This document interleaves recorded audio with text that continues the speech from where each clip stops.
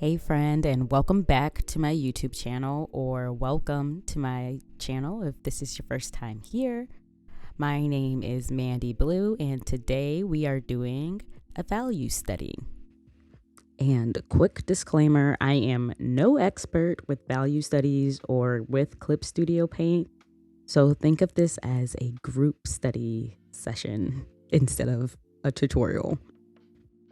So the goal of this study is to understand how shapes and values work together to create an image. At least that is what I'm focusing on today. Today, I will be analyzing beach scenes. I'm just feeling a little nostalgic from home. I am from a beach town, and all of my references I found on unsplash.com. Now, this is not sponsored. I just really like this website. All right, so first I took my reference picture and I changed the layer color to black so that I could have the values that I wanted, the blacks and whites. And then I started blocking out the shapes for the foreground, the midground, and the background. You can see that the sand was the darkest, and that is the foreground, then the water, and the sky is the background.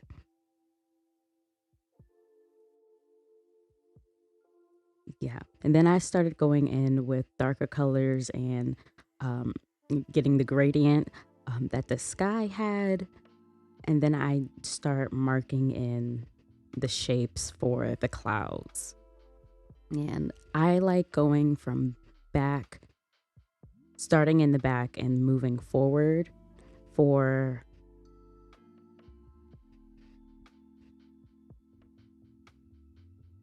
all right, here I am blocking in the shapes for the clouds. And I was doing my best not to get caught up in all of the small details and really squint my eyes so I could see the very big shapes. Once I got those bigger shapes in, I went in with the smaller shapes and a lighter value.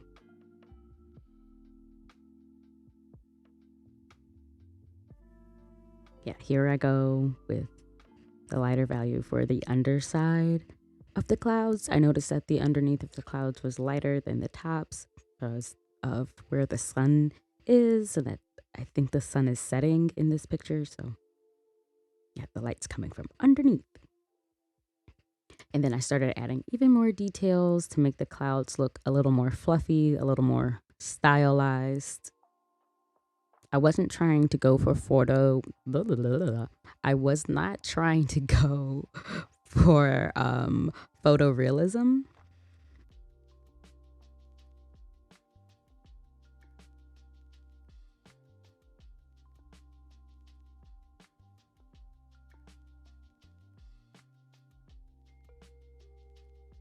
Once I finished the sky, I started with the water, and that was a little intimidating. So I started out by blocking out the shapes of the highlights of the water you see here with this purple color. And then once I got a feel for that, I just replicated those shapes on the water. For the foreground, midground, and the background, I tried to pick the midtone of each.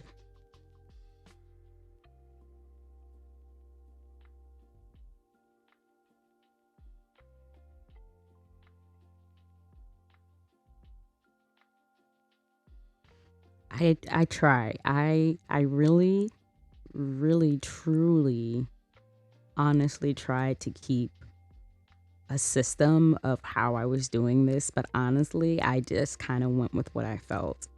With the water, I started with the mid-tone color, and then I added the highlights that I saw, and then I went in with an even brighter color to add the highlight around the waves.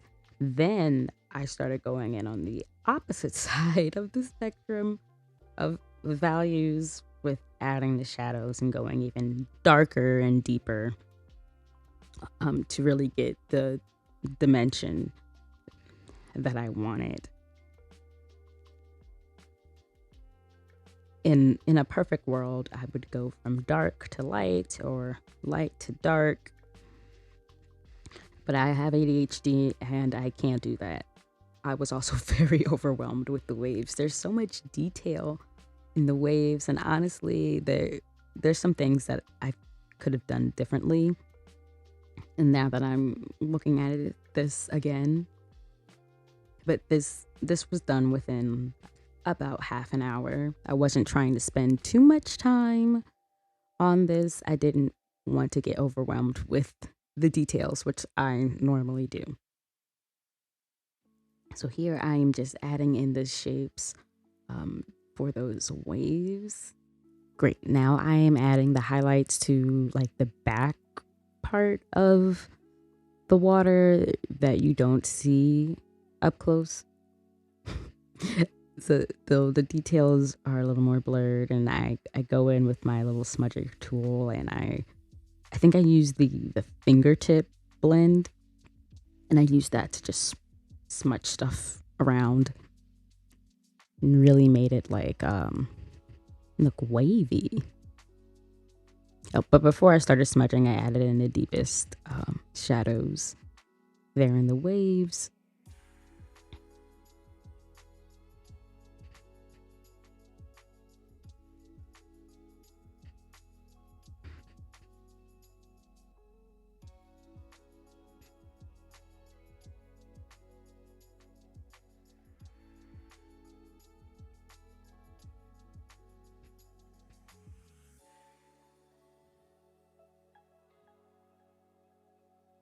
And adding that darker shadow in towards the back and towards the front really helped bring out the detail that I wanted to bring out in the waves. I was really happy with how this value study turned out, and I was really happy with what I learned from it. I'm not at the point where I can explain exactly what I learned, but let's just say a lot of things clicked after doing these value studies. Here I am adding one of the last shadows to the waves right before I start working on the sand, which was the easiest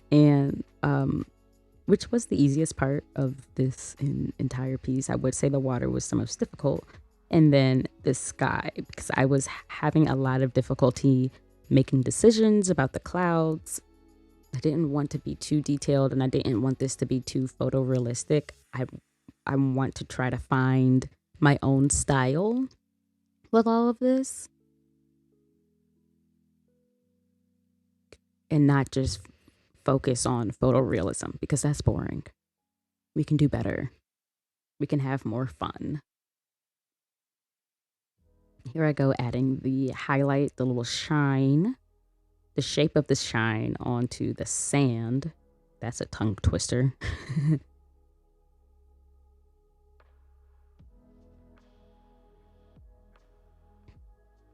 And now I'm just defining that shape, and then I go in with a brighter color to bring out the highlights and the real shininess of the sand because it's wet from the water.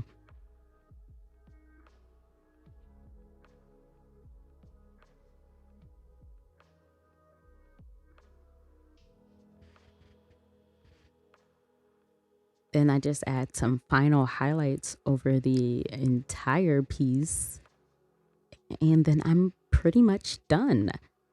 Just follow those steps over and over again for about 2 hours this day that I did these value studies.